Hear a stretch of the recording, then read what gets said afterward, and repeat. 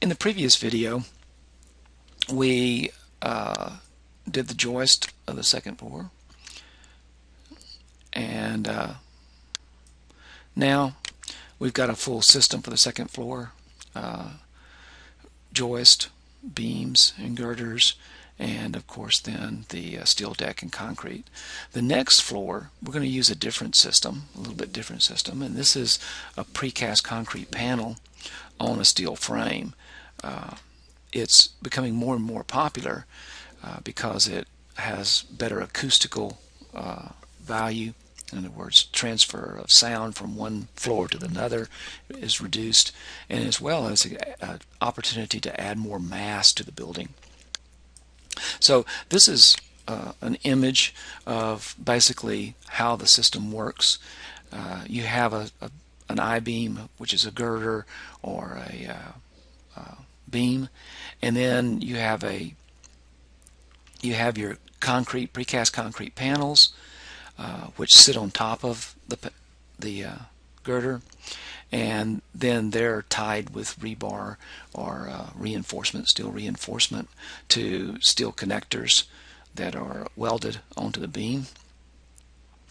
And then this area right here, as it says right here, this gap is filled with the topping layer of the concrete. Now, precast concrete panels as a floor system, they always have a topping layer on top of that, and that is to make it smooth and also be able to slope it in the direction that you want to drain it, if in case it's a roof. So there's two things: the panel itself, and then on top of that there's a 2-inch topping. Okay, and then that's used also to bridge everything together. So what we're going to do, we're going to approach the drawing of this one a little differently than we did last time. Last time we drew using first the deck, and then figuring out dimensionally. Maybe I can get a hold of it here. Yeah, we did the deck first, and then we built everything from that down so that we could see kind of how the layers of the system worked. In this case, we've got two elements that go on top of the beams, and that's precast concrete panels, and then the 2-inch topping layer. So what we're going to do is put the beams in first, but to do that we need to know the whole total depth of the floor, and so we said we have a 2-inch topping layer and then the size of the panel. So we're going to go into structure, and here's where I would go to Allen and Iano. I would look at what a precast panel, what it can span, and for a span of 24 feet, as we've got right here, we could probably easily get away with a 6-inch panel, but I think I'm going to go to a 4-inch one anyway. And so precast concrete panels in Revit are not considered a floor system, but they're considered to be a beam. Okay, so we're going to go into beams and load, and we're going to download. We're going to structural framing, precast concrete, and you'll see a lot of different precast elements. So if you want to build a total precast building like the parking garage, then you can get precast elements from there. But all we want is what is called if I can find it, precast hollow core slab. I had it just a second ago. And so we're going to open that into our model, and you'll see it right here. And if we scroll down to families over here and to structural beam systems,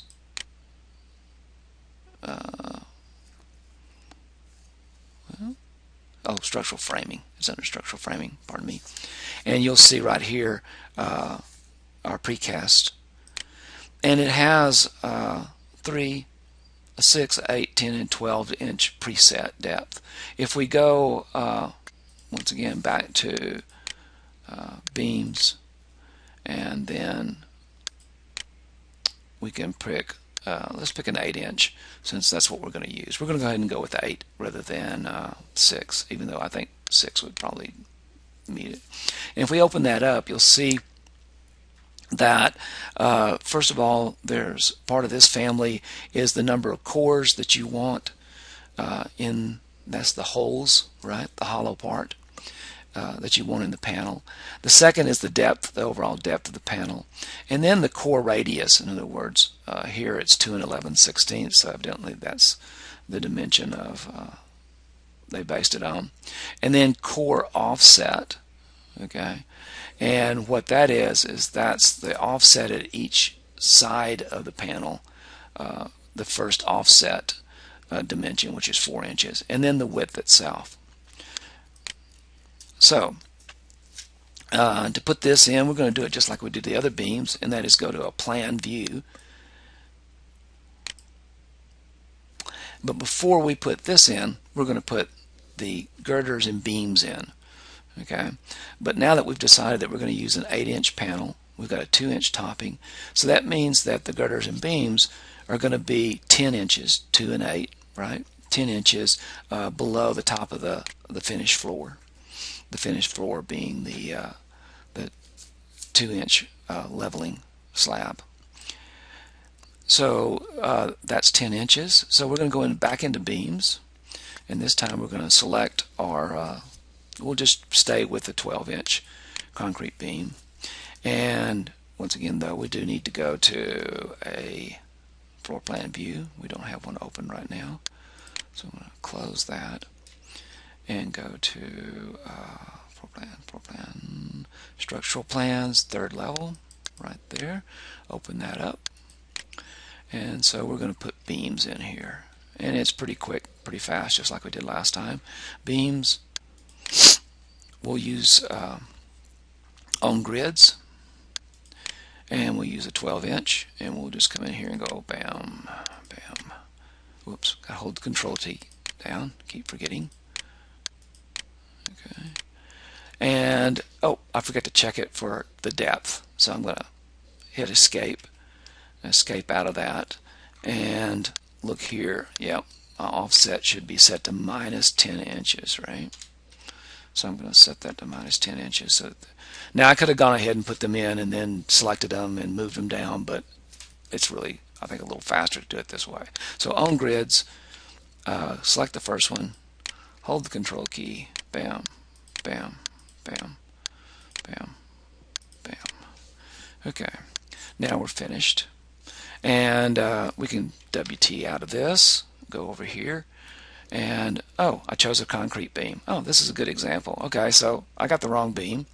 So what I'm going to do is change that beam, and to do that I'm going to go into modify, and I'm going to select one beam, and I'm going to right click.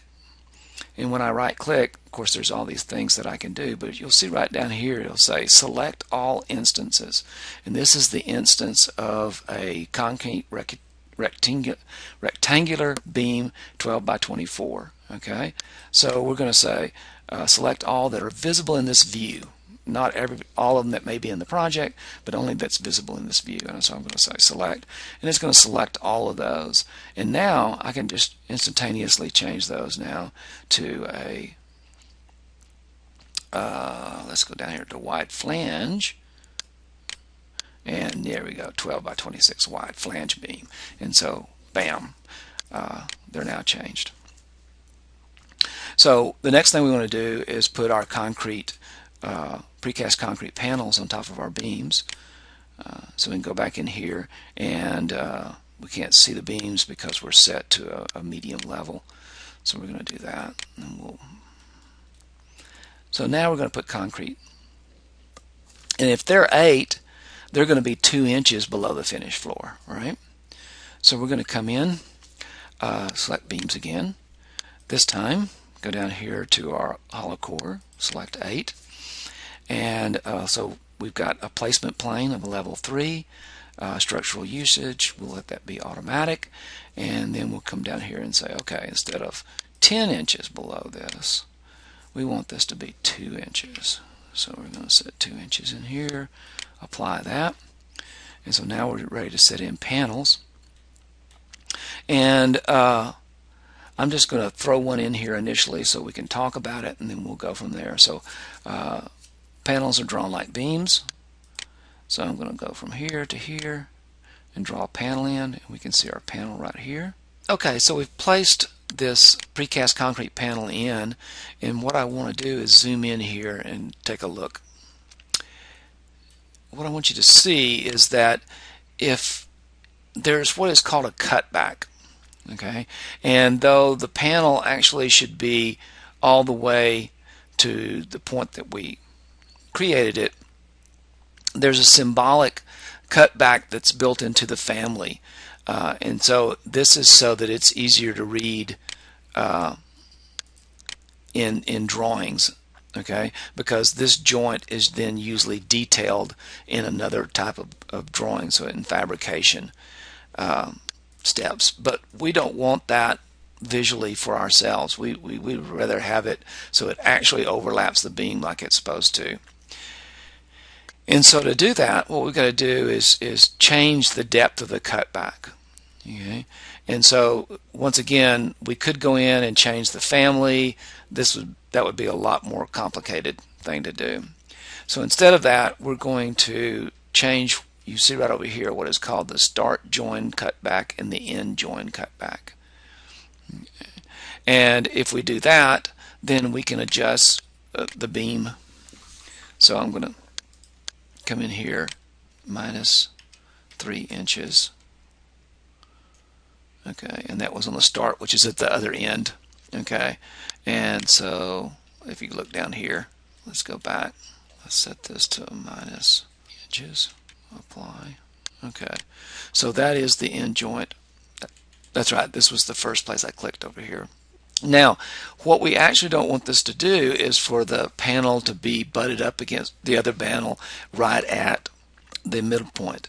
So we're going to come in here and change this to 2 inches so that there's a gap here and there'll be a gap on the other side, and we can achieve this condition right here so that we have a place to pour and show the pour in our details as we put that in.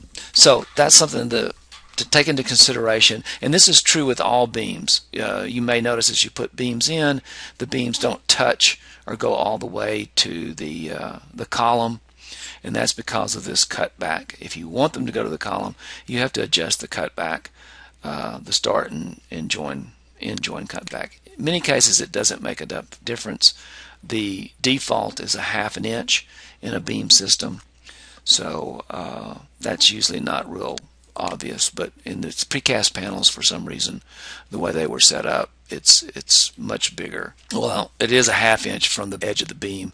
We don't want that visually. Of course, now I could just copy the beams and one next to the other, or copy the precast panels one next to the other and create them. Or what I'm going to do is use a beam system. So I'm going to come in, I'm going to go ahead and delete this and do this a little faster by setting the precast hollow color. Okay, once again to 8 inch. We want a -2 elevation. We're in the 3rd level, and I'm going to use, okay, from here to here, and so we're going to put a series of panels in. Now, once again, those panels are going to be cut back. Okay, you can see they're a 1/2 inch cut back from the beam itself, and that's not what we want. So what I'm going to do is select them, modify, do a selection on them. Okay, these were drawn from this direction this way, I believe, and so the start joint I want to be 3 inches. The end joint I want to be 2 inches. And now I'm going to hit apply. Okay, and yes, so now I'm correct here, and I'm now 1 inch off of the center there. Okay, so that's a fast way to do that. So let's put in another one. We're going to go back to beam system again. We've got all our settings, so I'm going to pop this in again. Once again, the default is a 1/2 inch offset there. So I'm going to have to select these again, the ones that I want to change. So I'm going to hold the control key down and click on them. Now another way to do that, let's hit escape there, is you can go in here and do select all instances in the visible view, and it's going to select all of these. It's different on every one, but I want it to be the same. So I'm going to come in here and say minus, what did we say, 3 inches here on the last one, minus 2 inches there, tab, and so it's going to apply that now to both rows of those. It's looking like I want it to look. It's not looking like an engineer would want it to look, but it is looking like the architect wants it to look. And what's more important, the way the architect wants it seen. Okay, and so now we do the other side. We'll zap here, and we'll zap there. And once again, this is going to be a little bit more difficult. If I go in instance and go select all instances from visible view, I'm going to get all of these panels. And since these were drawn this direction, setting the same, I can't set the same because the start for these I want to be different. So I'm just going to come in real quickly. So this should be 3 and this should be 2. Okay, correct and correct. Fantastic. So now I've got my whole floor in. Let's go back into sections so we can just see it real quick. Alright, so there's our beams and our girders, and here is our deck sitting on top of them. And then now we want to put in our 2-inch topping slab, and to do that we're going to go into structure. Well, actually it's architectural because it's really not a part of the structure, and we'll just do an architectural floor, generic concrete slab here, and we're going to edit type. We'll duplicate. I'll just call this a leveling slab, and we'll set it to 2 inches. And then let's go to default thickness. We're going to set this to 2 inches. Now we need to draw a boundary. I'm going to come in here, and our boundary is going to be from the intersection of here and here, intersect to the center line there. I'm going to lock those in. So the slab will go from center line to center line. The span direction, since it's really not structural, the span direction really doesn't make any difference. So we're going to accept that. And of course now it covers up all my concrete. So if we go into 3D view, we now should be able to see right here our precast panel. There's our topping, okay, and there's our beam that is sitting on. And we can make adjustments to all of this. Next thing we're going to get into is doing the roof.